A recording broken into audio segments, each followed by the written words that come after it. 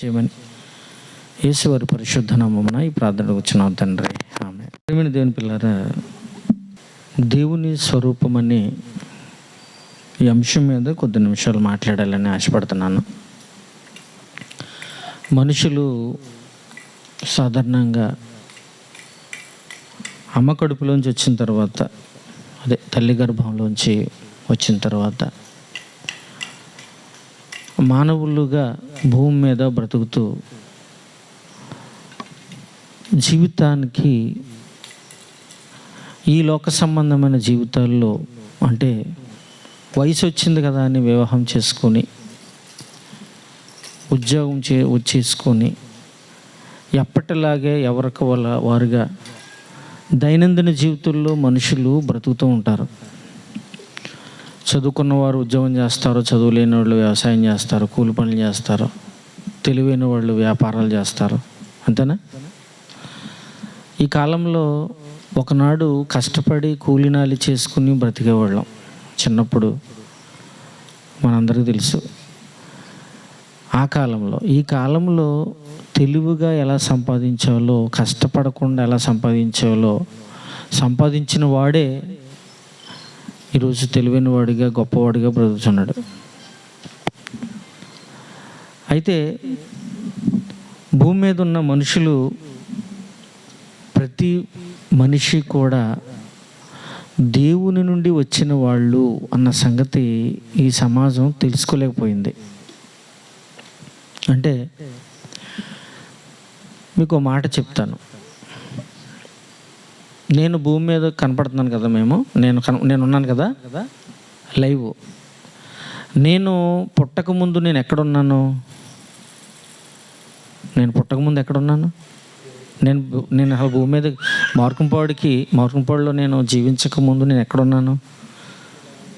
మా నాన్నగారికి పెళ్ళయింది కనుకనే పిల్లలు వచ్చారు కదా. మరి పెళ్ళి కాకపోతే ఎక్కడుంటాం? మేమంతా వస్తాం, బయటికి రాము. మరి ఎక్కడి నుంచి వచ్చాము? అప్పుడు పెళ్ళైన తర్వాత ఎక్కడి నుంచి వచ్చామంటే తల్లి గర్భంలో నుంచి, అమ్మ కడుపులో నుంచి వచ్చామంటాం కదా. పిల్లలు మామూలుగా సహజంగా అడుగుతారు. చిన్నపిల్లలు అమ్మ పెళ్లి ఫోటోలు గట్రా చూపించినప్పుడు పిల్లలకి అడుగుతూ ఉంటారు, అరే ఇదిగో మీ నాన్న చూసావు, నేను చూసావా ఎలాగున్నానని పిల్లలకి చెప్తూ ఉంటారు తల్లిదండ్రులు. చెప్పినప్పుడు పిల్లవాళ్ళు, అమ్మ మరి నేను లేనేంటమ్మా అని అడుగుతాడు. అవునా? ఇది నేను లేనేంటి, నేను ఎక్కడికి వెళ్ళని అడుగుతారు. అప్పుడు ఏమంటారు తల్లి, అరే నువ్వు అప్పటికి పుట్టలేదు, మరి ఎక్కడున్నాను? అప్పటికి నేను ఎక్కడున్నానంటే ఏం చెప్తారు? అంటే ఈ సమాజానికి కావాల్సింది ఏంటి, అవసరం? ఈ సమాజం తెలుసుకుంది ఏంటంటే, భూమి మీద ఉన్నప్పుడు మాత్రమే మనిషి మనుగడ ఉంది, మనిషి బ్రతుకుతున్నాడు అనుకుంటున్నాం కదా. కానీ బైబిల్ చెప్పిన చరిత్ర ఏంటంటే, అసలు నువ్వు భూమి మీద పుట్టక ముందే నువ్వు ఉన్నావని చెప్తుంది బైబిల్. అసలు భూమి మీద రాకముందే నువ్వు ఉన్నావంటుంది. ప్రియమైన వాళ్ళారా, చూద్దాం. మనిషి అంటే దేవుని స్వరూపమా, లేకపోతే దేవుని స్వరూపమో లేకుంటే ఏ స్వరూపంలో ఉన్నాడు మనిషి? దేవుని స్వరూపం అంటే ఏంటండి? పోలిక, అంతే కదా. ఏమండి, పిల్లలతో అంటూ ఉంటాం, అరే మీ నాన్న పోలికలు వచ్చినారు నీకు అంటూ ఉంటాం, లేదా అమ్మ పోలికలు వచ్చినాయి, లేదా మేనత్త పోలికలు వచ్చినాయంటే. అంటే ఏంటి పోలికలు? అంటే ఏంటి? మొహంలో పోలికలు కాదు. ఇదిగో మీ మేనత్త ఎలాగే తిట్టిదని నీకు ఆ అలవాట్లు నీకు వచ్చినాయి అంటూ ఉంటారు. లేకపోతే పలానోళ్ళు, లేకుంటే ఇదిగో మీ డాడీ ఇలా నువ్వు కూడా ఎలాగ అయిపోతున్నావా అంటూ ఉంటారు. అంటే ఏంటి? గుణాల గురించి మాట్లాడుతూ ఉంటారు. మీకు అర్థమవుతుందండి? పిల్లలు గుణాలు కనపడుతున్నప్పుడు ఇదిగో మీ మేనత్త గుణం నీకు వచ్చింది అంటూ ఉంటారు కదా. అంటే పోలిక అనగానే మనిషి పోలిక చూడకండి. అంటే పోలిక అనగానే ఇదిగో నా కుమార్తె నాలా ఉంటుంది అది చూడకండి. భౌతిక సంబంధం పోలిక గురించి మాట్లాడడం లేదు ఇక్కడ. దేవుని పోలిక అనగానే, దేవుని స్వరూపం అనగానే శరీర సంబంధమైన పోలిక అయితే కాదు. మీకు అర్థమవుతుందండి? మరి ఏంటి దేవుని స్వరూపము? అంటే దేవుని పోలిక అంటే ఏంటంటే, ఇప్పుడు మనం ఉన్నాం, దేహంతో ఉన్నాం. మనం తమ్ముడు ఇప్పటివరకు చెప్పాడు, ఎవరెవరి గురించి ఆలోచిస్తున్నారు అసలు కదా. మన గురించి మనం ఆలోచించుకుంటున్నాం. ఏమని? ఎలా బ్రతకాలి, ఎలా తినాలి, ఎలా ఉండాలి భూమి మీద అనుకుంటున్నాం. కానీ అసలు నీ గురించి ఆలోచించే ఒక ఆయన ఉన్నాడు. ఆయన పరలోకంలో తండ్రి దేవుడు ఉన్నాడు. ప్రతిరోజు నీ గురించి చింతపడుతున్నాడు, బాధపడుతున్నాడు. ఏమండి, ఇదిగో మన దేహం ఉంది, భౌతిక దేహం ఉంది. ఈ భౌతిక దేహం దేవునికి ఉందా? చెప్పాలి. ఈ కళ్ళు, చేతులు, మనకులాగానే శరీరం దేవుడికి ఉందా అమ్మా? అసలు దేవునికి భౌతిక సంబంధమైన శరీరం ఉండదు. దేవుడు పెళ్ళిళ్ళు చేసుకోడు, భార్య ఉండదు దేవుడికి. గుర్తుపెట్టుకోండి. మనలాంటి కోరికలు ఉండవు దేవుడికి. అర్థమవుతుందండి? పెళ్ళిళ్ళు చేసుకోడు, పిల్లలు ఉండరు. పిల్లలు మనలాంటి శరీరంతోటి, ఆయన ఈ శరీర దేహంతో కాదు పిల్లలంటే. మీకు అర్థమవుతుందండి? దేవుని స్వరూపము, దేవుని పోలిక గురించి ఈ రాత్రి మీకు తెలియాలి. ఆదికాండం చూడండి ఒకసారి, 1వ అధ్యాయం 26 వచనం చూడండి. ఆదికాండం చూడండి ఒకసారి. దేవుడు మన స్వరూపమందు మన పోలిక చొప్పున నరులను చేయుదము అన్నాడు. మన పోలిక చొప్పున మన స్వరూపమందు నరులను చేద్దామా? వారు సముద్రంలో చేపలను, ఆకాశంలో ఉన్న పక్షులను, పశువులను, సమస్త భూమి మీద ప్రాకు ప్రతి జంతువును ఏలుదురుగా. కానీ అంటే దేవుడు ఒక ఆలోచన వచ్చారు దేవునికి. దేవుడు మనుషుల పట్ల ఒక ఆలోచన వచ్చింది. వీళ్లను నా పోలిక చొప్పున చేద్దాం, మన పోలిక చొప్పున చేద్దాం. అంటే దేవుడు ఏమనుకుంటున్నాడంటే, భూమి మీద నరులను చేద్దామని ఆలోచన వచ్చింది. ఈ నరులు ఎవరి పోలికతో అయ్యా అంటే, ఎవరి పోలిక? దేవుని పోలిక. తన స్వరూపమందు నరుని సృజించెను కదమ్మా. ఇప్పుడు దేవుడు తన పోలిక చొప్పున నరుని సృజించాడు, బాగుంది. ఏమండి, దేవుడు మనుషులను సృజించినప్పుడు, దేవుని పోలికలో మనుషులు ఉన్నప్పుడు ఈ సమాజంలో వైషమ్యాలు, కొట్లాట్లు, కొమ్మలాట్లు, మత కలహాలు, కుల పిచ్చి పట్టుకున్న ఈ స్వభావం ఈ సమాజం చూస్తుంటే దేవుని పోలికతో ఉన్నట్టుంటుందా? ఆలోచించండి. ఏమండి, దేవుడు నరుక్కోమని చెప్తాడా? ఆలోచించండి. మనుషుల మధ్యనే గొడవలు పెట్టుకోమని చెప్తాడా? బాగా ఆలోచించాలి. దేవుడు ఎలాంటి వాడంటేనండి, పరిశుద్ధుడు అని రాయబడి ఉంటుంది బైబిల్లో. దేవుడు పరిశుద్ధుడు, నీతిమంతుడు, యథార్థవంతుడు. ఆయన చాలా యథార్థవంతుడు, పరిశుద్ధుడు. ఏమండి, మనుషులను కొట్టుకోమని, చంపుకోమని దేవుడు చెప్పడండి. దేవుని ఆలోచన కాదు అది. అంటే దేవుని స్వభావముతో అనుకుంటున్న ఈ మనుషులు మధ్య జరుగుతున్నటువంటి ఈ కలహాలు, వైషమ్యాలు బట్టి చూస్తే వీళ్ళు ఏ పోలికతో ఉన్నారు అనేది డౌట్ వస్తుంది. మీకు అర్థమవుతుందండి? మతాల మధ్య చిచ్చు పెట్టుకుని, నరుక్కుని, ఒకరు ఎడల ఒకరు నరుక్కుని చంపుకున్న లోకాల్లో వార్తలు లేవండి? ఉన్నాయా? ఉన్నాయి. కులాల మధ్య కూడా తెలుసండి, కులాల మధ్య గొడవలు. ఏమండి, మీకు విషయం చెప్పనండి, చాలామంది అందరూ బయట ప్రేమగా మాట్లాడతారండి, కానీ లోన చూస్తేనేమో రగిలిపోతుంటారు. తెలుసా మీకు? తెలుసా? నేను ఒక విచిత్రం చూశానండి. ఒక ఊరిలో ఒక ఆయన ఊరందరికీ భోజనాలు పెట్టాడు. భోజనాలు పెట్టి అందరినీ పిలిచాడు అనుకుంటున్నారా? ఒకరోజు ఒక కులం వాళ్ళంట, ఒకరోజేమో ఇంకో కులం వాళ్ళంట. అదేంటి చూసారా? మళ్ళీ నీ దగ్గరకు వచ్చి ఏం మాట్లాడతాడు తెలుసా? చాలా ప్రేమ ఉన్నట్టు మాట్లాడతాడు. తీరా చూస్తే ఎలా పెట్టాడు? విడివిడిగా. అబ్బా, అదే మంచి అనుకుంటున్నాడే. అసలు ఎంత దుర్మార్గపు ఆలోచన తెలుసండి అది. ఏమండి, అదే కుర్చీలో కూర్చుంటారా, కూర్చోరా? కుర్చీలు మారిపోతాయా? ఒకరోజు వచ్చిన వాళ్ళు అదే కుర్చీలో కూర్చుని మళ్ళీ వెళ్ళిపోయిన వేరే కులం వాళ్ళు వచ్చి కూర్చుంటారు కదా. అదే భోజనం, అదే అన్నం, అదే వడ్డింపు, అదే ఏమైతే ఐటమ్స్ చేస్తాడో అవే తింటాడు, అదే కుర్చీలో కూర్చుంటాడు. అన్నిటికీ అక్కడున్న వస్తువులకి తేడా లేదు, ఫీలింగ్స్ లేవు, వివక్షత లేదు, పీల్చే గాలికి లేదు, ఏమండి, వీచే గాలికి లేదు, తినే ఆహారానికి లేదు, త్రాగే నీరుకు లేదు, ఉదయించే సూర్యునికి లేదు. కానీ కుల పిచ్చి ఎందుకండి మన మధ్యలో? ఇలాంటి వాళ్ళని చూస్తే దేవుని పోలికతో ఉన్నాడు అనుకుంటామా? చూడండి, చూసారు ఎలా ఉందో. ఏమండి, ఏదో మాట అన్నాడు లేవయ్యా, ఫోన్లే క్షమించానంటే ఊరుకుంటాడా? అమ్మా, ఊరుకోరు. ఎంతటి వరకు వెళ్ళిపోయి కొట్టేసుకుంటారు. అంటే నేను ఎందుకు చెప్తున్నానంటే మీకు చివరికి వచ్చేటప్పుడు ఒక అర్థమైపోద్ది, వస్తుంది ఒక ఆలోచన.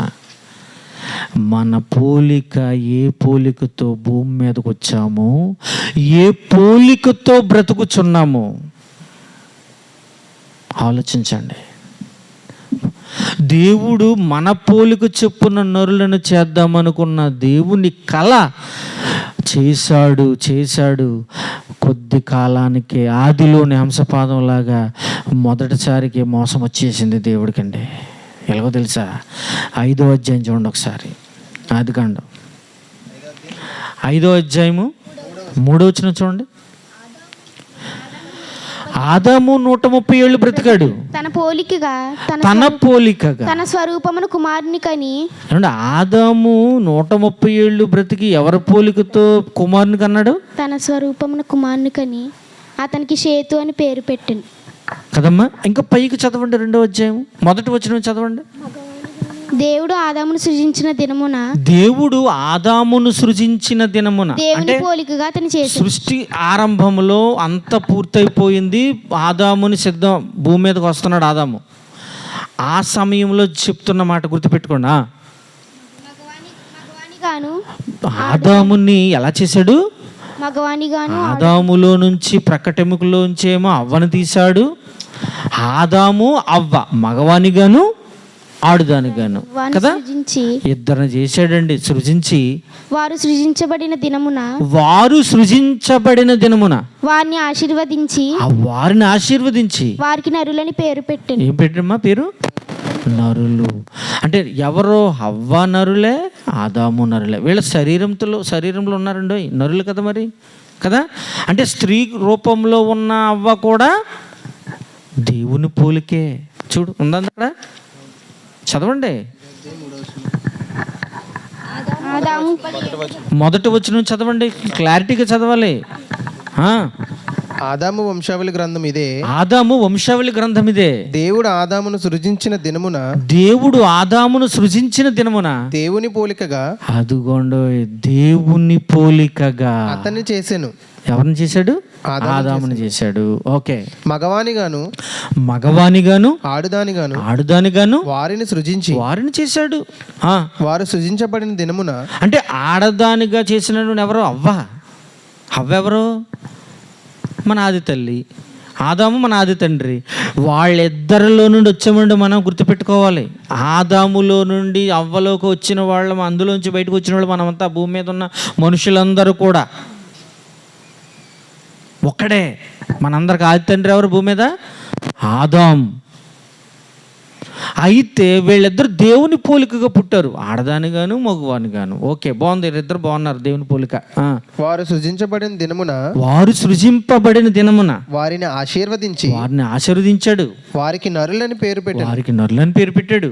ఆదాము 130 ఏండ్లు బ్రతికి, ఇదిగోండి ఆదాము 130 ఏళ్ళు బ్రతికాడు. తన పోలికగా తన స్వరూపమున కుమారుని కని. ఎవరి పోలికండి ఇది? దేవుని పోలిక అన్నాడా, ఆదాము పోలిక అన్నాడా? బాగా చాలా జాగ్రత్తగా వినాలండి. బైబిల్ అనేది మత పుస్తకం కాదు, తక్కువ కులం వాళ్ళ పుస్తకం కాదు, విదేశీ పుస్తకం కాదు, విదేశీ మతం కాదు. గుర్తుపెట్టుకోండి. ఇది వీళ్ళు అనుకుంటున్న వాళ్ళు చాలా తప్పుడు అభిప్రాయాలు ఉన్నాయండి బైబిల్ మీద. చాలా తప్పది. అసలు నువ్వు ఎందుకు పుట్టావో, ఎక్కడ నుండి వచ్చావో చెప్పిన పుస్తకం ఏదో ఉందండి భూమి మీద. నీ జన్మ విలువ ఏంటో, నీ బ్రతుకు పరమార్థం ఏంటో చెప్పిన పుస్తకం ఏదో ఉందా భూమి మీద? బైబిల్ తప్ప. చూసారా? ఇక్కడ ఏమంటుంది? ఏమంటున్నాడు? వారిని ఆశీర్వదించి వారికి నరులని పేరు పెట్టాను. నరులని పేరు పెట్టాడు. ఆదాము 130 ఏళ్ళు బ్రతికి, ఆదాము గారు 130 ఏళ్ళు బ్రతికేసి తన పోలికగా. ఎవరి పోలికది? ఆదాము పోలిక. దేవుని పోలిక ఏమైంది? అంతకుముందు దేవుని పోలిక ఆదాము కదా. ఆదాము పోలికతో, దేవుని పోలికతో ఆదాము పుట్టాడు, అవ్వ పుట్టింది. కానీ ఆదాము అవ్వలో నుంచి వచ్చిన పిల్లలు మాత్రం ఆదాము పోలికగానే చూపించాడు దేవుడు. ఎందుకో తెలుసా? దేవుడు చెప్పినది, దేవునికి ఆదాము మధ్య ఏదో ఒక తప్పు జరిగింది. ఆదాము తప్పు చేశాడు. ఏంటో తప్పు? దేవుడు చెప్పిన మాటను వినలేదు ఆదాము. దేవుడు ఏం చెప్పాడు? దేవుడు ఆదాంకి, అమ్మా పండు తినొద్దు అన్నాడు. ఇదంతా బాగా తెలుసు మనకి. అమ్మా పండు తినొద్దు అన్నాడు. ఇది తోట చెట్లు ఫలములు అన్నీ తినేయి, నీ ఇష్టం, కానీ ఒక దాని జోలికి వెళ్ళకయ్యా అన్నాడు. అప్పుడు ఏమనాలి? తెలివైన వాడైతే ఏం చేయాలి? వెళ్ళాలా వద్దా? వెళ్తాడా? ఇప్పుడు నా తండ్రి చెప్పాడు, అరే మీరు చక్కగా ఆడుకోండి, కానీ ఆ గదిలోకి మాత్రం వెళ్ళకండి అంటాడు. క్షేమం కూరి చెప్తాడా తండ్రి? అంతేనా? ఆ గదిలోకి వెళితే ఏదో ప్రమాదం పొంచి ఉంది, అందుకనే మా నాన్న వెళ్ళొద్దు అన్నాడు కాబట్టి వెళ్ళకూడదు. అంతేనా? ఇప్పుడు నేను ఆదాం చిన్నోడా? యుక్త వయసులో ఉన్నవాడండి బాబు, పెద్దోడే ఆదాము. కానీ ఏం చేసింది తెలుసా? సాతాను మాయలో పడిపోయాడు అవ్వ వల్ల. తినొద్దన్న పండు తినేసి ఈ లోకానికి పాపం తెచ్చిపెట్టాడు. మీకు అర్థమవుతుందండి? ఆ మాట కూడా చూద్దాం ఒకసారి. చూడండి 3వ అధ్యాయం మొదట వచనం చూడండి. 3వ అధ్యాయమే మొదట వచనం చూడండి. 4వ అధ్యాయం మొదట వచనం.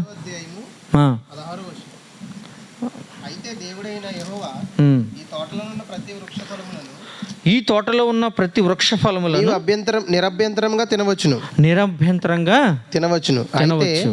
మంచి చెడ్ల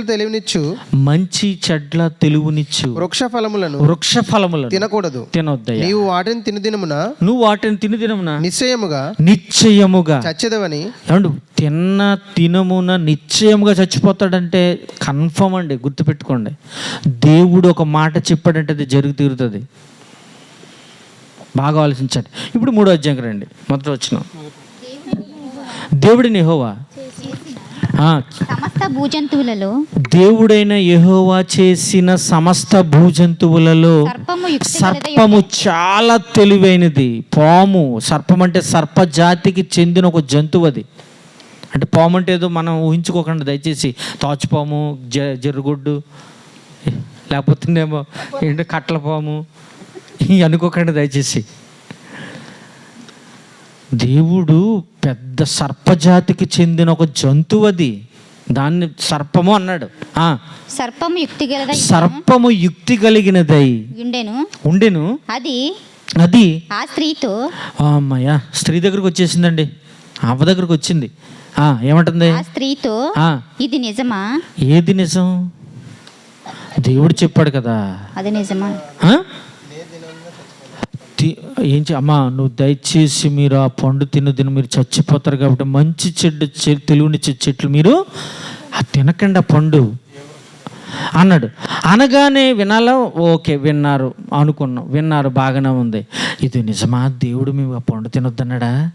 నిజమేనా అని అడిగిందండి దెయ్యం, సాతాను. సర్పములో ఉన్న సాతాను ఏం చేసింది? ఇది నిజమా? ఇది నిజమా? ఈ తోట చెట్లలో దేని ఫలములైనను మీరు తినకూడదని దేవుడు చెప్పిన దేవుడు చెప్పాడా? చెప్పాడు కదా, మరి చెప్పాడా లేదా ఆదాముకి? అందుకు స్త్రీ ఈ తోట చెట్ల ఫలములలో మేము తినవచ్చు. అయితే తోట మధ్యలో ఉన్న చెట్లు ఫలములను గూర్చి దేవుడు మీరు చావకుండునట్లు వాటిని తినకూడదని వాటిని ముట్టకూడదని చెప్పినని సర్పముతో అంది. అందుకు సర్పము, మీరు అసలు చావనే చావరు, ఏలయనగా మీరు వాటిని తినుదినమున వాటిని మీరు తిన్నారు అంటే ఏమవుతుందో తెలుసా? కళ్ళు తెరవబడి మీరు మంచి చెడ్డులను ఎరిగిన వారే దేవతలు అవుతారు. తెలుసా మీకు? మీ కన్నులు తెరవబడతాయి, మీకు మంచి చెడ్డేదో తెలుస్తుంది, మీరు దేవతలు అయిపోతారు. అనగానే అవ్వ ఏం చేసింది తెలుసా? పండు తినేసిందండి, తినేసింది. మీకు మాట చెప్తానండి. మీ ఇంటికి ఎవరన్నా ముక్కు మొహం తెలియనాడు వచ్చాడు, మీ ఆయన లేనప్పుడు, మీ భర్త లేనప్పుడు, ఏమండి? మీ ఇంటికి ఎవరైనా ముక్కు మొహం తెలియనాడు, అమ్మ మీ ఆయన గారు నాకు ఒక 5,000 ఇవ్వాలమ్మా, మరి ఇస్తామన్నప్పుడు ఉండండి అయితే అని బీరువా తలుపు తెలిసి డబ్బులు పెట్టుకొచ్చి ఇచ్చేస్తారా? మాట్లాడండి. అసలు ఎవరు నువ్వు, మీరెవరో నేను ఎప్పుడు మీ మొహం చూడలేదు, మా ఆయన గారు అడుగుతున్నారు, మీరు మా ఆయన గారు ఏమో లేరు, సాయంత్రం వస్తారు, సాయంత్రం రండి అని పంపించేస్తారా? ఇంట్లో తీసుకెళ్ళి టీ పెట్టి టిఫిన్ పెట్టి 5,000 చేతులు పెట్టి పంపిస్తారా? సాయంత్రం రమ్మంటాం, మా వారు లేరు సాయంత్రం రండి అంటాం, అంతేనా? మరి అవ్వ ఏం చేసిందో తెలుసా? ఉన్నదే ఇద్దరు, ఎవరు? ఆదాము అవ్వ. ఇంకెవరిని ఉన్నారా? ఎవరు లేరు. అసలు నువ్వు అసలు ఒక సర్పమును మాట్లాడడం ఏంటి అసలు? సరే మాట్లాడావు, అసలు నా దగ్గరకు వచ్చి అసలు ఇక్కడికి వచ్చి నాతో మాట్లాడటం ఏంటి? మా ఆయనతో మాట్లాడాలి. నువ్వు వెళ్ళి ఏదైనా ఉంటే మా ఆయనతో మాట్లాడు. చెప్పాడు దేవుడు, కరెక్టే, పండు తినొద్దన్నాడు, నువ్వు చెప్పింది కరెక్టే. అసలు నాతో ఏంటి? అసలు నేను ఎప్పుడు నువ్వు మాట్లాడలేదు, నాతో నువ్వు ఎప్పుడు మాట్లాడలేదు. అసలు నువ్వు అసలు ఏంటి? మా ఆయన దగ్గరికి వెళ్ళి నువ్వు మాట్లాడు అని అందా? తెలివైన ఆడది అలా మాట్లాడాలండి. ముక్కు మొహం తెలియనోడి దగ్గరికి వెళ్ళి, ముక్కు మొహం తెలియన ఈ అవ్వ ఏం చేసింది తెలిసే? బలహీనురాలుగా మారిపోయి పండు తినేసింది, పట్టుకెళ్ళి అలా ఆయనకి ఇచ్చింది. చూసారా ఎంత తప్పు చేసేసిందో? ఆ తప్పు వల్ల ఈ ప్రపంచానికి ముప్పు వాటిల్లింది. అదే పాపం వచ్చేసింది లోకంలోనికి. రోమపత్రిక 5వ అధ్యాయం చూడండి ఒకసారి, 11వ వచనం చూడండి. రోమపత్రిక 5వ అధ్యాయము 11వ వచనం చూడండి ఒకసారి. మన ప్రభువైన యేసుక్రీస్తు ద్వారా మనము దేవుని యందు అతిశయపడుచున్నాము, ఆయన ద్వారానే. 12వ వచనం చూడండి.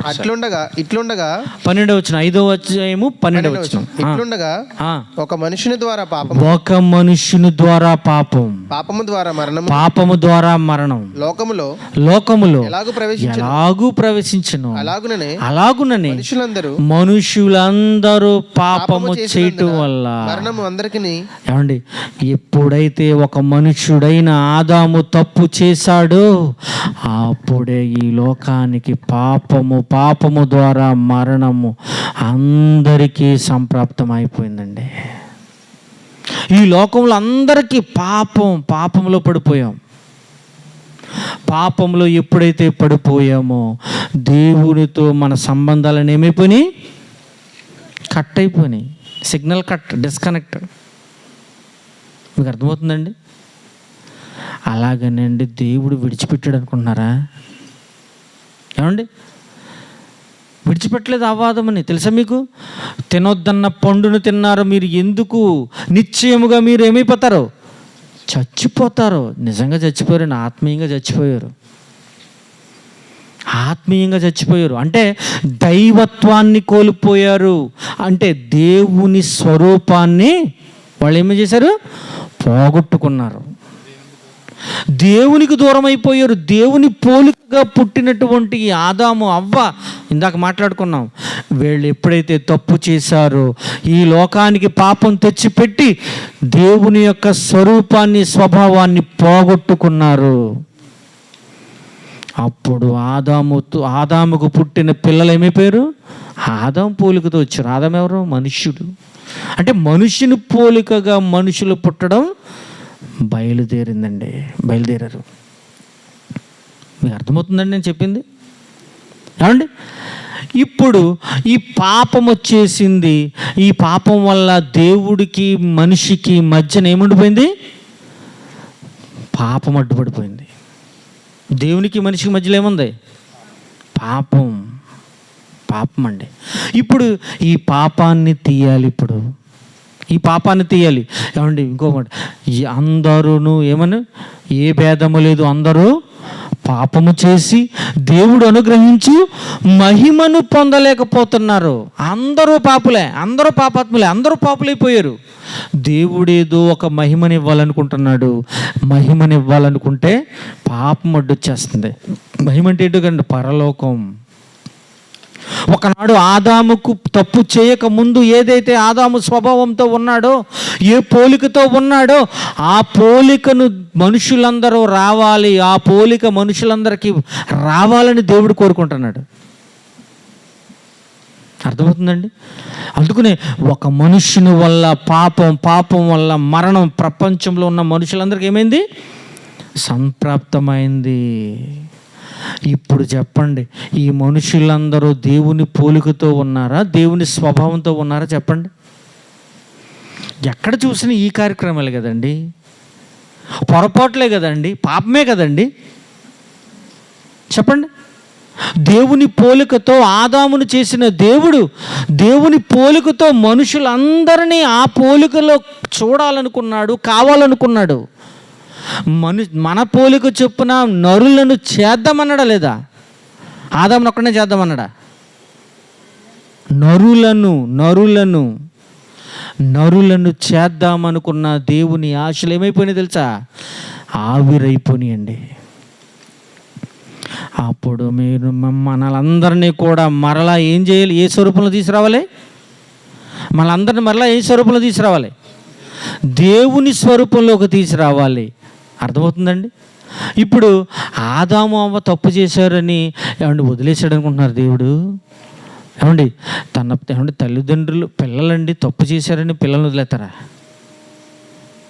జాగ్రత్తగా వాళ్ళని మార్చుకోవడానికి, సరిదిద్దుకోవడానికి, వాళ్ళ ప్రవర్తనను మార్చడానికి ఎన్నో ప్రయత్నాలు చేస్తాం. అవునా? బాగా చదువుకోలేదనుకుంటే వాడు ఎన్ని చెప్పినా, కొట్టేసినా చదువుతలేదనుకో ఏం చేస్తాం? వదిలేస్తామా? ట్యూషన్ పెడతాం. అవునా? ట్యూషన్ పెడతాం, డబ్బులు వెచ్చించి. ఎందుకంటే బాగుపడాలి. చదువుతలేదని అల్లర చిల్లరగా ఉన్నాడు అనుకో ఏం చేస్తాం? పనిలో పెడతాం. అవునా? అంటే ఏంటి? సరిదిద్దుతాం, పిల్లలను సరిదిద్దుతాం. ఆదాము అవ్వను కూడా దేవుడు ఏం చేశాడు తెలుసా? వాళ్ళ ప్రవర్తన, నా మాట వినలేదని చెప్పి దేవుడు ఏం చేశాడు తెలుసా? వాళ్ళు కూడా మారాలి, ఒకనాడు పోగొట్టుకున్న ఈ స్వరూపం వాళ్ళు కూడా తెచ్చుకోవాలని దేవుడు ఏం చేశాడు తెలుసండి? ఏమండి, బట్టలు వాళ్ళకి సిగ్గు వచ్చేసిందండి తప్పు చేయగానే. పండు తినగానే ఏమైంది? సిగ్గు వచ్చేసి చెట్టు చోటను దాక్కున్నారు. వెళ్ళి చెట్టు చోటను దాక్కుంటే, ఎందుకు ఆదాము చెట్టు చోటను దాక్కున్నావంటే, ఇదిగో నువ్వు తినొద్దన్న పండును మేము తినేసాం, నేను తినొద్దన్న పండును మీరు తినేసారా అంటే తినేసామన్నారు. అప్పుడు ఏంటి తెలుసా? ఏమండి, చర్మపు చొక్కాలు తొడిగి బయటికి పంపించాడండి. 3వ అధ్యాయం 21 వచ్చిన ఆదికాండంలో ఉంటుంది, చదువుకోండి. చర్మపు చొక్కాలు తొడిగి బయటికి పంపేశాడు. బట్టలు లేకుండా కచ్చడాలు తొడుక్కున్నాడు. ఎవరు? ఆకులతోటి కట్టుకున్నారు వాళ్ళు సిగ్గుపడి. ఎండిపోతాయి. ఏంటి సంగతి? ఏముంటాయా? ఆకులు ఎండిపోతాయి. అప్పుడు ఏం చేశాడు తెలుసు దేవుడు? నిజంగా ఎంత మంచివాడండి, నిజంగా ఇలా తప్పు చేశారు కదా, వీళ్ళని శిక్షించేయాలని చెప్పేసి అనుకోలేదు. చర్మపు చొక్కాలు తొడిగి ఏం చేశాడు? మీ పని మీరు చేసుకోండి, వ్యవసాయం చేసుకోండి, వ్యాపారం చేసుకుంటారు, ఏం చేసుకుంటారు మీ ఇష్టం, భూమి దున్ని సేజుపరుచుకోండి, బ్రతకండి అన్నాడండి. ఏమండి, అలా వదిలేసిన దేవుడు ఈ సమాజం, ఈ ప్రపంచానికి దేవుని స్వరూపం మరలా రావాలి అని మనుషులందరూ ఒకనాడు దేవుని స్వరూపం అండి. మనమందరం గుర్తుపెట్టుకోండి బాగా, దేవుని పోలికలో ఉన్నవాళ్ళమే. కానీ ఏమైపోయింది? తప్పు చేయటం వల్ల దేవుని పోలిక, దేవుని స్వరూపం ఏమైంది? పోగొట్టేసుకున్నాం. ఏమండి, మీకు గుర్తుపెట్టుకోండి, స్వరూపము పోలిక అంటే ఏం చెప్పాను ఇందాక? ఏం చెప్పాను అమ్మా? గుణాలు. గుర్తుపెట్టుకోండి, గుణాలు, అలవాట్లు, ప్రవర్తన. అర్థమవుతుందా? అంతేగాని మన పోలిక, ఇది శరీరము, భౌతిక సంబంధమైన పోలికలు పెట్టుకోకుండా దయచేసి. 2 కళ్ళు, 2 చేతులు, 2 కాళ్ళు మైండ్లో తీసేయండి. అది అందరికీ ఉండేదే, అందరికీ ఉండేది. ఇవన్నీ ఉన్నాయా? 2 కళ్ళు 2 చేతులు అన్నీ ఉంటాయా? అందరికీ ఉంటాయా? ఇది కాదు పోలిక అంటే. గుర్తుపెట్టుకోండి, గుణాలు, లక్షణాలు, గుణగణాలు. మీకు అర్థమవుతుందండి? ఏమండి, అయితే ఇక్కడ ఏం జరిగిందంటే మరలా దేవుని పోలికలోకి రావాలి అని యేసుక్రీస్తును పంపించాడండి, సమాజాన్ని దేవుని పోలికలోకి రప్పించడానికి. మీకు అర్థమవుతుందండి? పాపాన్ని తీయాలంటే ఎవరి వల్ల కాదు గనుకనే, యేసుక్రీస్తు వల్లనే అవుతుంది గనుకనే ఆయన్ని భూమి మీదకు పంపించారు. ఏమండి, ఒక మాట చూద్దాం, చూడండి ఒకసారి. గలతీయులకు రాసిన పత్రిక 4:19 ముగించేస్తానండి నేను, అవసరమైతే వచ్చే వారం చెప్దాం. గలతీయులకు రాసిన పత్రిక 4:19 చూడండి ఒకసారి. నా పిల్లలారా, క్రీస్తు స్వరూపం మీ యందు ఏర్పడే వరకు మీ విషయమై మరలా నాకు ప్రసవ వేదన పడుతుందన్నాడు. క్రీస్తు స్వరూపం మీ యందు ఏర్పడే వరకు అంటే ఉందా లేదా? క్రీస్తు ఎవరి స్వరూపం? ఎక్కడుందన్నమాట? చూడండి ఒకసారి ఎఫెసీయులకు రాసిన పత్రిక, చూడండి ఒకసారి. ఫిలిప్పీయులకు రాసిన పత్రిక 2:6 చూడండి. ఫిలిప్పీయులకు రాసిన పత్రిక 2:6.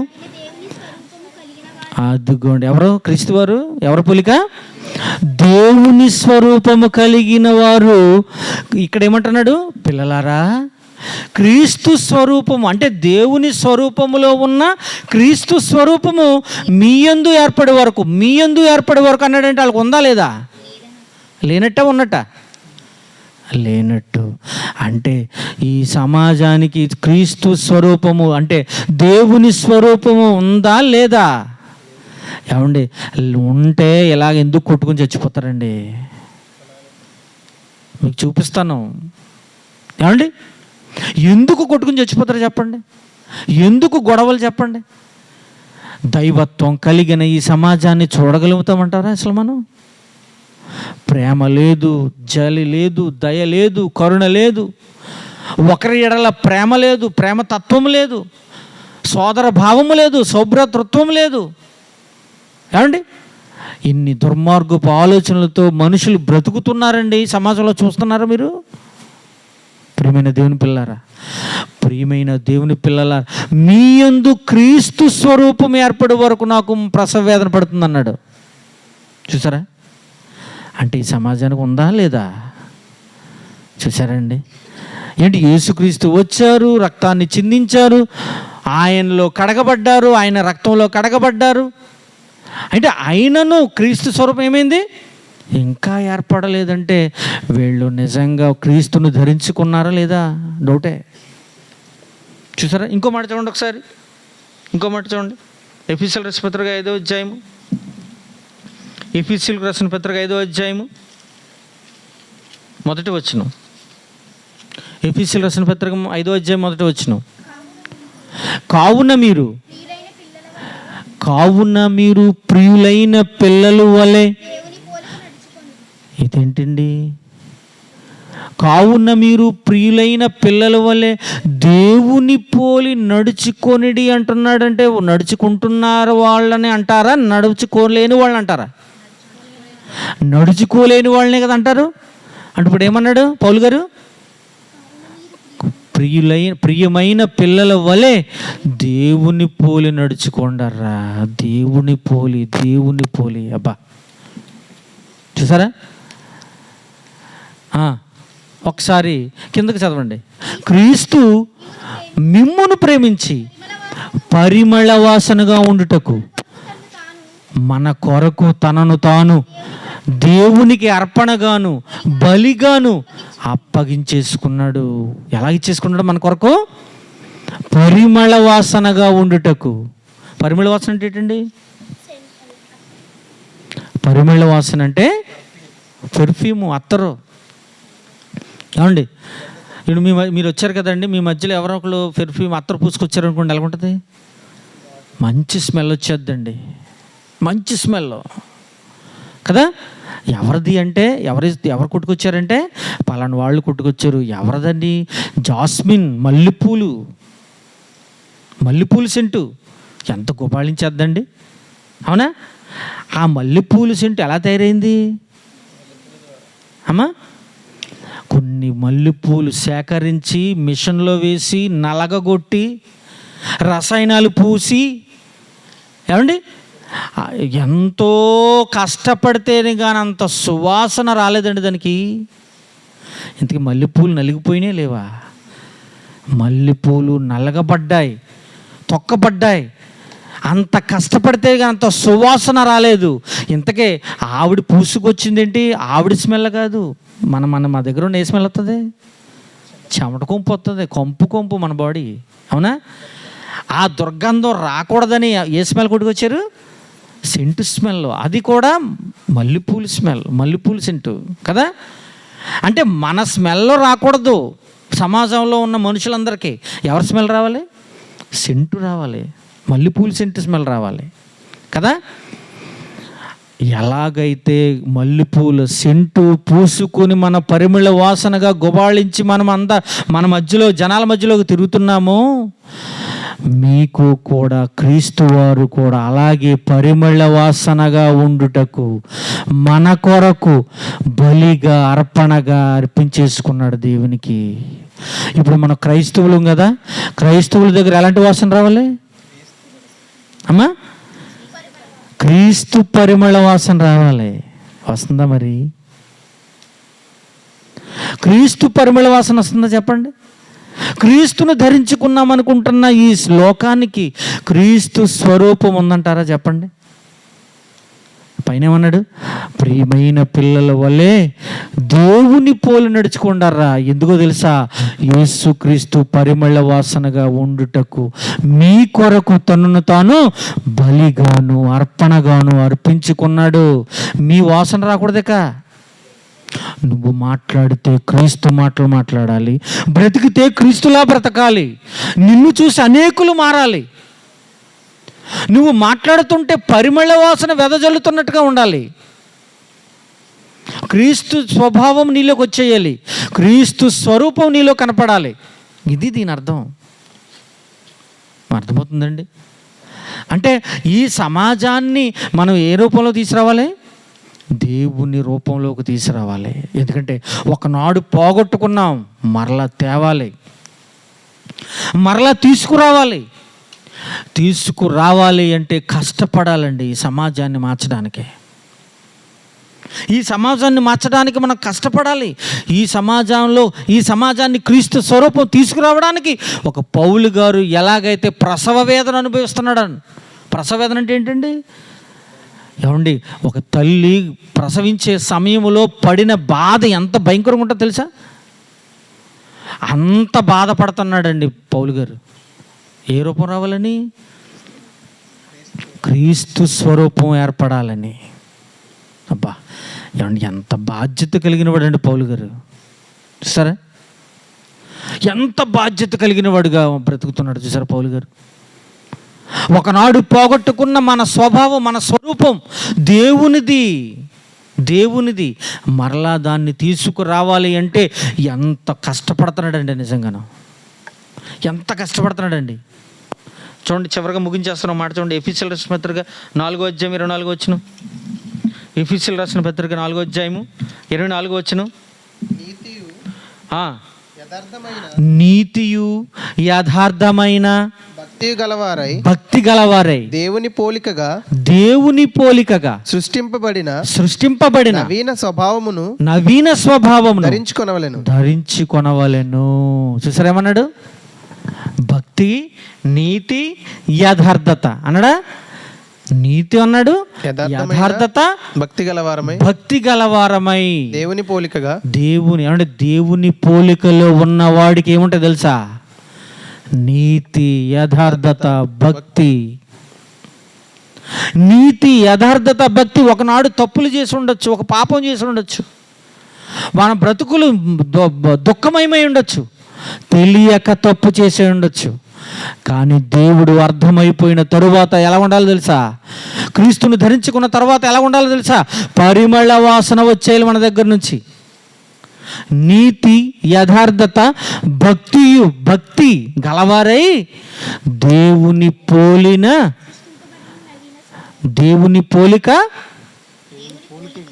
దేవుని పోలికగా సృష్టింపబడిన నవీన స్వభావము ధరించుకొనవలెను. నవీన స్వభావం అంటే కొత్తదండి, నూతన స్వభావం. సరే అండి, ఎంత బాగా రాయించాడు బైబిల్లో, ఎంత బాగా రాయించాడు చూసారా? ఏమండి అసలు ఏంటి ఈ మాటలు ఎక్కడ వినపడతాయండి? ఇలాంటివి ఆలోచించండి. ఏమండి భక్తి ఉండాలి, నీతి ఉండాలి, యథార్థత ఉండాలి. ఇవి ఎక్కడ కనపడుతున్నాయి చెప్పండి? ఇవి ఉంటే దేవుని పోలికతో బ్రతుకుచున్నవాడు అని అర్థం. ఇవి ఉంటే దేవుని పోలికతో ఉన్నవాడు అర్థం. భక్తి లేదు, యథార్థత లేదు, నీతి కనపడడం లేదు. చూసారా? ఏమండి ఎన్ని సంఘాలు, ఎన్ని చర్చులు, ఎన్ని ఉన్నా కానీ విలువైన దేవుని మాటలు ప్రకటించడం లేదండి, ప్రకటించడం లేదు. నేను దేవుని పోలికంటే నాకే పరలోకం తప్ప ఎవరికి రాదనుకుంటున్నారు. అంతా గుండ్ల మీద చేసుకుని బతికేస్తున్నారు జనాలు. ఎన్నో విలువైన దేవుని మాటలు ఉన్నాయండి భూమి మీద, బైబిల్లోనండి ఎన్నో విలువైన దేవుని మాటలు ఉన్నవి. మహాజ్ఞాన గ్రంథం బైబిల్. ఏదో కొద్ది కొద్దిగా చెప్తున్నాం మీకు, ఇంకా చాలా ఉంది సబ్జెక్టు. ప్రేమైన దేవుని పిల్లలారా ఆలోచించండి. ఏమండి అందుకునండి పౌలు గారు ప్రసవ వేదన పడుతున్నాడు. మనందరము క్రీస్తు స్వరూపం రావాలి అని యేసు క్రీస్తు వారు పరిమళ వాసనగా బలైపోయాడు మనందరి కొరకు. నలగొట్టబడ్డాడు. ఒక మల్లి పువ్వులు నలిగితే పరిమళ వాసనగా, ఒక సెంటుగా ఎలా తయారయిందో యేసు క్రీస్తు వారు కూడా మన అందరి కొరకు సిలువ పైన నలిగిపోయాడు. మహానుభావుడు నలిగిపోయాడు. ప్రియమైన దేవుని పిల్లలారా ఆలోచించండి. భయంకరమైన నలగొట్టబడ్డారు. అవునా? కొరడా దెబ్బలు, ముండ్ల కిరీటం, సిలువ, ఇవన్నిటినీ చూసి భయంకరమైన బాధలు పెట్టాడు యేసుక్రీస్తు వారిని ఆనాటి సమాజం భయంకరమైన బాధలు పెట్టింది. ఎందుకో తెలుసా? మనందరి కొరకు పరిమళ వాసనగా ఉండాలి. అర్థమవుతుందండి? మనందరి కొరకు పరిమళ వాసనగా ఉండిపోయాడు. మన దగ్గర కూడా ఏం చేయాలి? పరిమళ వాసన రావాలి. క్రీస్తుని ధరించుకున్న వాళ్ళు ఎలా ఉండారండి? ధరించుకుంటున్నారా, వేషం వేసుకుంటున్నారా? ఈరోజు ధరించుకుంటానికి వేషం వేసుకోవడానికి తేడా ఏంటి చెప్పండి? ఏమంటే రంగస్థలం ఉంటుందండి, రంగస్థలం మీద నటులు ఉంటారు, నాటికలు వేస్తుంటారు. వాళ్ళు అద్దెకు తెచ్చుకుంటారండి. టోపీ, బట్టలు ఇవన్నీ ఏం చేస్తారు? అద్దెకు తెచ్చుకుని గంట సేపు అద్దెకి 200-300 అద్దెకు తెచ్చుకుని ఆ స్టేజి మీద డాన్సులు వేస్తారు, నాటికలు వేస్తారు, వేసి మళ్ళీ ఇచ్చేస్తారు ఇప్పేసి. అది ఏమంటారు తెలుసా? వేషం అంటారు దాన్ని. అయ్యే బట్టలు పట్టుకుని ఇంటికి వెళ్ళిపోతాడు. ఆ బట్టలతోటి వెళ్ళడు. ధరించుకుంటాం ఏంటో తెలుసా? ఇదిగో మనం షర్టు ప్యాంటు ధరించుకుంటున్నాం చూసారా? దీని వేషం అంటామా? ధరించుకుంటాం అంటాం. అంటే ఇది ధరించుకుంటాం, మన శరీరానికి ఎంత దగ్గరగా వెళ్ళిపోద్ది షర్టు ప్యాంటు. అవునా? అలాగే క్రీస్తును ధరించుకున్నవాడు కూడా అంత దగ్గరికి వెళ్ళిపోవాలి. యేసు దగ్గరికి అంత దగ్గరైపోవాలి. యేసుక్రీస్తు వారితో మమేకమైపోవాలి. ఎందుకు తెలుసా? పరిమళ వాసన రావాలి నీ నుండి. ఎవరి వాసనది? క్రీస్తు పరిమళ వాసన. సెంటు కాదు, జాస్మిన్ స్ప్రే కాదు. అది ఈరోజు ఒక గంట ఉంటుంది, ఇలా తర్వాత ఏమైపోద్ది పోతుంది. కానీ నీ నుండి నిరంతరం వచ్చే పరిమళ వాసన ఏంటో తెలుసా? క్రీస్తు పరిమళ వాసన ప్రతి ఒక్కరి దగ్గర రావాలి. ప్రేమైన దేవుని పిల్లలారా, ఆలోచించండి. అందరి దగ్గర ఒకటే గుంపు వస్తుందండి, చెమట గుంపు, అవునా? కానీ క్రీస్తును ధరించుకున్న వాళ్ళ దగ్గర ఒకే ఒక వాసన రావాలి. ఏంటది? క్రీస్తు పరిమళ వాసన. క్రీస్తు పోలిన నవీన స్వభావం, దేవుని పోలిక. మీకు అర్థమవుతుందండి? చివరిగా చూడండి, ముగించేస్తాను గలతీ రాసిన పత్రిక. క్రీస్తును పోలి నడుచుకున్నవాడు ఎలా ఉంటాడో చెప్తున్నాడు చూడండి ఒకసారి. 5వ అధ్యాయము చివరగా, గలతీ రాసిన పత్రిక 5వ అధ్యాయము 16వ వచనం చూడండి. ఆత్మానుసారముగా నడుచుకునుడి. నేను చెప్పున్నదేమనగా ఆత్మానుసారంగా నడుచుకునుడి. అప్పుడు మీరు శరీరేచ్ఛను నెరవేర్చరు. శరీరమును ఆత్మకును, ఆత్మ శరీరమునకును విరోధముగా అపేక్షించును. ఇవి ఒకదానికొకటి వ్యతిరేకం. 22వ వచనం చూడండి ఒకసారి. 22వ వచనం. అయితే ఆత్మఫలమేమనగా ప్రేమ, సంతోషము, సమాధానము, దీర్ఘశాంతము, దయాళత్వము, మంచితనము, విశ్వాసము, సాత్వికము, ఆశానిగ్రహం. ఇట్టి వారికి విరోధమైన ఏమీ లేదు నియమం. చూసారా? అంటే దేవుని పోలికతో నడుచుకుంటున్న వారికి మధ్యలో వాళ్ళ జీవితాల్లో ఏముంటాయి? ఇన్ని ఉంటాయండి, ఇన్ని ఫలాలు ఉంటాయండి. క్రీస్తు యేసు సంబంధులు శరీరమును దాని ఇచ్చలతోను దురాశలతోను సిలువ వేసి ఉన్నారు. చూసారా? అంటే ఈ సమాజానికి క్రీస్తు పోలిక ఉందా లేదా? దీన్ని బట్టి చూస్తుంటే లేదనే చెప్పాలి. భక్తులు కూడా బాధపడుతున్నారు. మీ ఎందుకు క్రీస్తు స్వరూపం ఏర్పడే వరకు బాధ వచ్చేస్తున్నా, ప్రసవ వేదన పడుతున్నాను అంటున్నాడు. ప్రియులైన దేవుని పిల్లలారా, దేవుని పోలు నడుచుకుంటారు అంటున్నాడు. భక్తి, నీతి, యథార్థత కలిగి దేవుని పోలికతో నవీన స్వభావం ధరించుకోండి అంటున్నాడు. ఒకనాడు పోయిన నవీన స్వభావం, ఒకనాడు పోయిన దేవుని పోలిక మరలా తెచ్చుకోమంటున్నాడు. ఎందుకో తెలుసా? యేసు క్రీస్తును చూసైనా నీ బ్రతుకును మార్చుకోమంటున్నాడు. ఆయన క్రీస్తు, ఆయన దేవుని పోలిక. ఆయన దేవుని పోలిక, మనలాంటి మనిషి పోలికతో పుట్టలేదు. ఆయన మనుషుడు కాదు. ఆయన అంటే శరీరంలో ఉన్నాడు గనుకొనే మనలాగా బ్రతికాడు అనుకుంటున్నారా? అస్సలు కానీ కాదండి. ఒక స్పెషల్గా బ్రతికాడు. మనలాంటి పాప శరీరకాన్ని ధరించుకున్నా పాపము లేకుండా బ్రతికాడు. అది దేవుని పోలికతో, దేవుని స్వరూపముతో భూమి మీద బ్రతికాడు. అందరినీ బ్రతికించటానికి తనను తాను బలిగాను అర్పణగాను సిలువ పైన చనిపోయాడు. అందరూ దేవుని పోలికలోకి వచ్చేయాలి. అందరూ కూడా ఏ ఒక్కరూ నశింపక దేవుడు అనుగ్రహిస్తున్న మహిమను ఉండకుండా ఉండాలని, అందరూ పొందాలని యేసుక్రీస్తు బలైపోయాడు. తెలుసా మీకు? ఇప్పుడు దేవుడికి మనిషికి మధ్యలో ఏముంది? అడ్డు పాపం ఉంది. ఇప్పుడు ఆ పాపం తీయకపోతే కానీ పరలోకం వెళ్ళం మనం. ఈ పాపాన్ని తీయడానికి యేసుక్రీస్తు వచ్చాడు. తెలుసండి మీకు? మన కొరకే వచ్చాడు, మనందరి కొరకు బలైపోవడానికి వచ్చాడు. కానీ ఆయన త్యాగాన్ని, ఆయనకు ఉన్నటువంటి బలాన్ని, ఆయనకు ఉన్నటువంటి ప్రేమను, ఆయనకు ఉన్నటువంటి నీతిని, యథార్థతను గుర్తించలేకపోతుంది ఈ సమాజం. ప్రేమించే తత్వం, యథార్థత, మంచితనము, దయాళత్వము, సాత్వికము, ఆశానిగ్రహం, ఇవన్నీ దేవుని పోలి నడుచుకున్న వారిలో ఉంటాయి. ప్రేమైన వాళ్ళరా, చెప్పండి, ఆలోచించండి. మనకు ఉందా లేదని చెప్పండి దేవుని పోలిక. ఏమండి? చూడండి, ఎఫెసీయులకు రాసిన బట్టి మొదటి అధ్యాయం అంటే చూడండి ఒకసారి, 6వ వచనం చూడండి. యేసుక్రీస్తు ద్వారా తనకు కుమారులుగా స్వీకరించుటకై, యేసుక్రీస్తు ద్వారా తనకు కుమారులుగా స్వీకరించుటకై మనలను ముందుగా తన కోసం నిర్ణయించుకున్నాడు. మనము తన ఎదుట పరిశుద్ధులమును నిర్దోషమును ఉండాలని జగత్తు పునాది వేయబడక మునుపే ప్రేమ చేత ఆయన క్రీస్తులో మనలను ఏర్పరచుకునేను.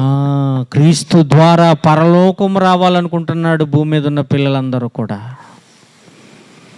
చూసారా ప్రియమైన వాళ్ళారా, ఇది ప్లాన్ అండి, దేవుని యొక్క ప్రణాళిక అండి.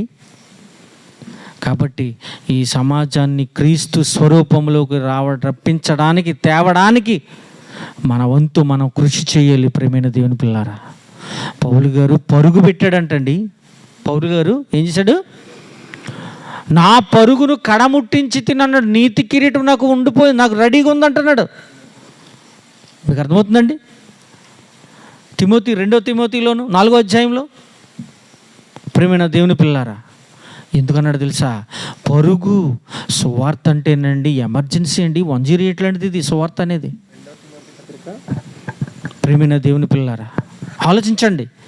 కాబట్టి మరిన్ని సంగతులు ప్రతి వారం జరుగుతాయండి. మరి మంచి మంచి విషయాలు మీకు ఏదో కొద్దిగా మేము చెప్తున్నాం. ఇంకా అనేక అద్భుతమైన విషయాలు ఉన్నాయి, వాటన్నిటినీ మేము చెప్పడానికి సిద్ధపడుతున్నాం.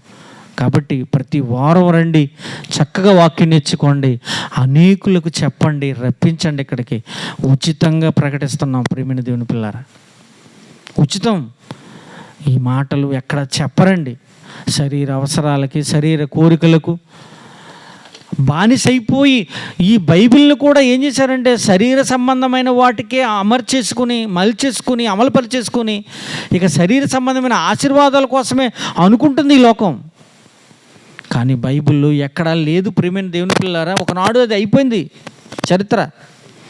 కానీ ఇప్పుడు ప్రతి ఒక్కరూ కూడా క్రీస్తు పోలి నడుచుకోవాలని, ఇది దేవుని స్వరూపం రావాలి అని, నవీన స్వభావంతో బ్రతకాలని దేవుడు కోరుకుంటున్నాడు.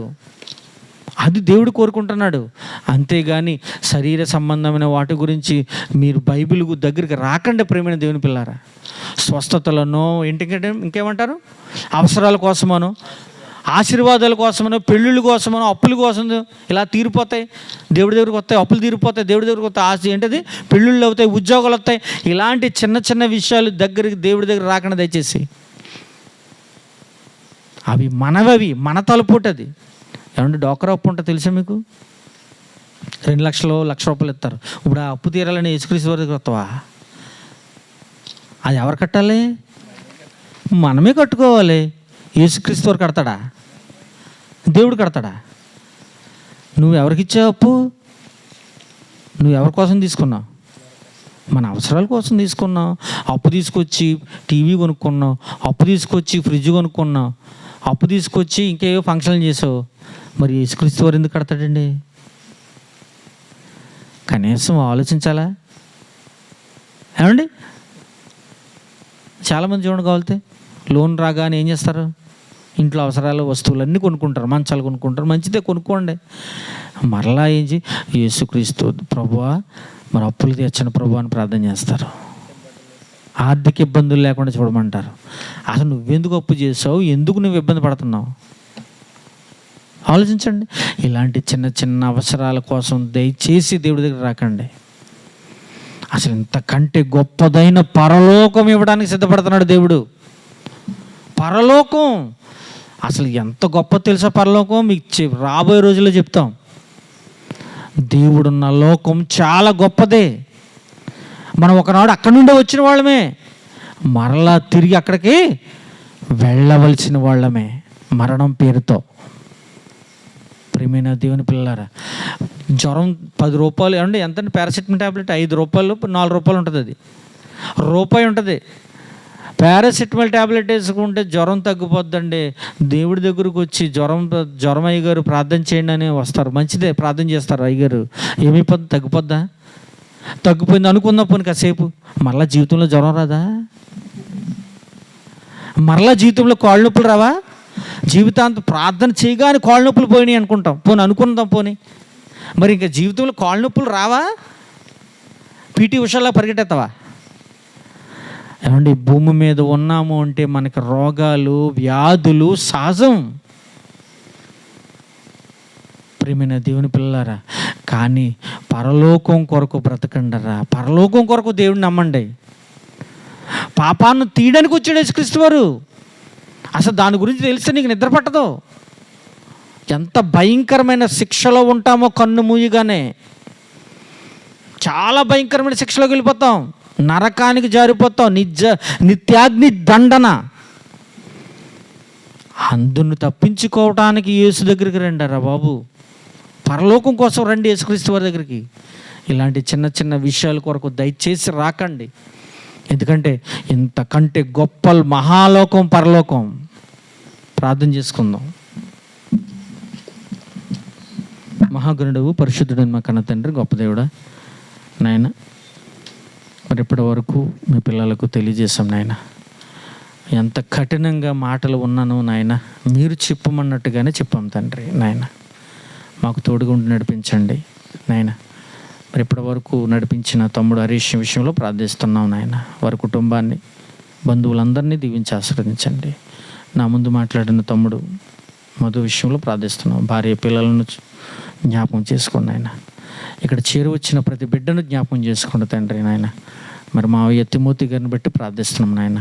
అనారోగ్య పరిస్థితిలో ఉన్నారు నాయన, లేవనెత్తారు, మీకు వందనాలు స్తోత్రాలు తండ్రి నాయన. ఇంకనూ సంపూర్ణ ఆరోగ్యాన్ని దయచేయండి. మీ పని చేయటానికి తన శరీరంలో ఆరోగ్యాన్ని ఇవ్వమని వేడుకుంటున్నాం తండ్రి నాయన. నాయన సుదూర ప్రాంతాల్లో పరిచర్యలు చేస్తున్నాం, తోడుగా ఉండి నడిపించండి నాయన. చేరువచ్చిన ప్రతి బిడ్డను దీవించండి నాయన. నాయన వృద్ధులు ఉన్నారు తండ్రి, ఆ వయసులో నాయన సంపూర్ణ ఆరోగ్యాన్ని దయచేయండి తండ్రి. నీ పని చేయడానికి నాయన, నీ మాటలు వినడానికి ఆయుష్ ఆరోగ్యాన్ని దయచేయమని వేడుకుంటూ, చేరువచ్చిన ప్రతి బిడ్డను మరొకసారి జ్ఞాపకం చేసుకోమని యేసు వారి పరిశుద్ధ నామమున ఈ ప్రార్థన కూర్చున్నాం తండ్రి. ఆమేన్.